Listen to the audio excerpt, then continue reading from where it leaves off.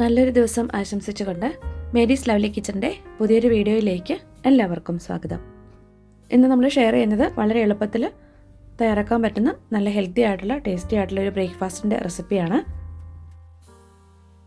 ഞാനിത് റവ വെച്ചിട്ടാണ് തയ്യാറാക്കുന്നത്. ഇതിനായിട്ട് ഞാനിവിടെ 1 കപ്പ് റവ എടുത്തിട്ടുണ്ട്. വറുത്തതോ വറുക്കാത്തതോ ഏത് വേണമെങ്കിലും എടുക്കാം. ഇനി ഇതിലേക്ക് 1/2 കപ്പ് തൈരും കൂടെ ചേർത്ത് കൊടുക്കാം. അധികം പുളിയില്ലാത്ത തൈരാണ് ഞാനിവിടെ ചേർത്തിട്ടുള്ളത്. ഇത് രണ്ടും കൂടെ നന്നായിട്ടൊന്ന് മിക്സ് ചെയ്തെടുക്കാം.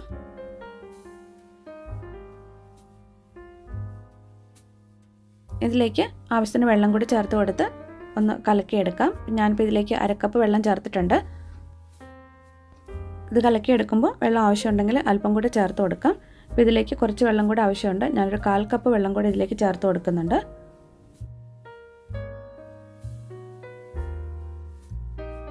ഈ ഒരു പാകത്തിൽ ഞാനിതിവിടെ കലക്കി എടുത്തിട്ടുണ്ട്. ഇനി നമുക്കിതൊരു 10 മിനിറ്റ് അടച്ച് മാറ്റി വയ്ക്കാം. അപ്പോൾ നമ്മളിത് മാറ്റി വെച്ചിട്ട് 10 മിനിറ്റ് ആയിട്ടുണ്ട്. ഇത് കുറച്ച് തിക്കായിട്ട് വന്നിട്ടുണ്ട്. അപ്പം ഞാൻ ബാക്കിയൊരു 1/4 കപ്പ് വെള്ളം കൂടി ഇതിലേക്ക് ചേർത്ത് കൊടുക്കുന്നുണ്ട്. ഇനി നന്നായിട്ട് ഒന്ന് ഇളക്കി യോജിപ്പിക്കാം.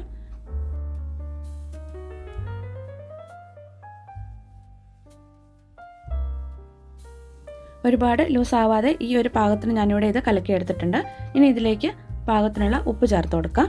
ഉപ്പ് ചേർത്ത് ഒന്ന് മിക്സ് ചെയ്തിട്ടെടുക്കാം. ഈ ഒരു പാകത്തിനാണ് ഞാനിവിടെ കലക്കിയെടുക്കുന്നത്. ഇനി ഇതിലേക്ക് നമുക്ക് കുറച്ച് വെജിറ്റബിൾസ് ചേർത്ത് കൊടുക്കാം. നമ്മുടെ കയ്യിൽ അവൈലബിൾ ആയിട്ടുള്ള വെജിറ്റബിൾ ഏതാണോ അത് നമുക്ക് ചേർത്ത് കൊടുക്കാം. ഞാനിവിടെ ഒരു ക്യാരറ്റിൻ്റെ പകുതി ഗ്രേറ്റ് ചെയ്തെടുത്തിട്ടുണ്ട്. അതുപോലെ ഒരു തക്കാളിയുടെ പകുതി എടുത്തിട്ടുണ്ട്. വലിയ തക്കാളി ആയതുകൊണ്ടാണ് പകുതി എടുത്തത്. അതുപോലെ കുറച്ച് മല്ലിയില ചെറുതായി അരിഞ്ഞിട്ടുണ്ട്. ഒരു സവാള ചെറുതായി അരിഞ്ഞെടുത്തിട്ടുണ്ട്. ഒരു കഷ്ണം ഇഞ്ചിയും ഒരു പച്ചമുളകും ചെറുതായി ഒന്ന് മുറിച്ചെടുത്തിട്ടുണ്ട്. ഇതെല്ലാം കൂടി ഞാൻ ഇതിലേക്ക് ചേർത്ത് കൊടുത്തിട്ടുണ്ട്. ഇനി ഇതെല്ലാം കൂടി നമുക്ക് നന്നായിട്ടൊന്ന് മിക്സ് ചെയ്തിട്ടെടുക്കാം. ഈ ചാനൽ ആദ്യമായിട്ട് കാണുന്നവരാണ് വീഡിയോ കാണുന്നതെങ്കിൽ ചാനലൊന്ന് സബ്സ്ക്രൈബ് ചെയ്ത് സപ്പോർട്ട് ചെയ്യാൻ മറക്കല്ലേ. അതിനടുത്തുള്ള ബെല്ലൈക്കൺ കൂടെ പ്രസ് ചെയ്യുകയാണെങ്കിൽ ഞാനിടുന്ന എല്ലാ വീഡിയോസിൻ്റെയും നോട്ടിഫിക്കേഷൻസ് നിങ്ങൾക്ക് ലഭിക്കുന്നതായിരിക്കും. നമ്മളിപ്പോൾ ഇതെല്ലാം കൂടി നന്നായിട്ടൊന്ന് മിക്സ് ചെയ്തെടുത്തിട്ടുണ്ട്. ഇതിപ്പോൾ കുറച്ച് തിക്കായിട്ടാണ് ഇരിക്കുന്നത് നമ്മൾ വെജിറ്റബിളൊക്കെ ചേർത്തപ്പോഴേക്കും. പിന്നെ ഞാനിതിലേക്ക് 1 ടേബിൾ സ്പൂൺ വെള്ളം കൂടെ ചേർത്ത് കൊടുത്തിട്ടുണ്ട്. നമ്മുടെ ഈ അപ്പം നല്ല സോഫ്റ്റായിട്ട് കിട്ടാനായിട്ട് ഇനി ഇതിലേക്ക് നമുക്ക് ഒരു ഇൻഗ്രീഡിയൻറ്റ് കൂടെ ചേർത്ത് കൊടുക്കാം. ഞാനിവിടെ ഇതിലേക്ക് ചേർക്കുന്നത് ഈനോയാണ്. 1/2 ടീസ്പൂൺ ഈനോയാണ് ഞാനിപ്പോൾ ഇതിലേക്ക് ചേർത്ത് കൊടുക്കുന്നത്. നിങ്ങൾക്ക് സോഡാപ്പൊടി വേണമെങ്കിലും ചേർത്ത് കൊടുക്കാം. ഈനോ ചേർക്കുമ്പോൾ തന്നെ ഇത് നന്നായിട്ടൊന്ന് പതഞ്ഞ് വരും. പെട്ടെന്ന് തന്നെ നമുക്ക് ഇത് തയ്യാറാക്കി എടുക്കണം. നമ്മളിത് അപ്പം തയ്യാറാക്കുന്ന ആ സമയത്ത് തന്നെയാണ് ഈനോ അല്ലെങ്കിൽ ബേക്കിംഗ് സോഡ നമ്മൾ ചേർത്ത് കൊടുക്കേണ്ടത്. ഇത് ചേർത്തതിന് ശേഷം നമ്മളിത് മാറ്റി വെക്കേണ്ട ആവശ്യമില്ല. നമുക്കിനി പെട്ടെന്ന് തന്നെ തയ്യാറാക്കിയെടുക്കാം.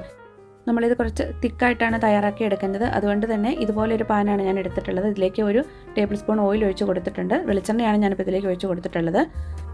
പാൻ നന്നായിട്ട് ചൂടായിട്ട് വരുമ്പോൾ ഇതിലേക്ക് ഇതുപോലെ ഒരു തവി മാവ് നമുക്ക് കോരി ഒഴിച്ച് കൊടുക്കാം.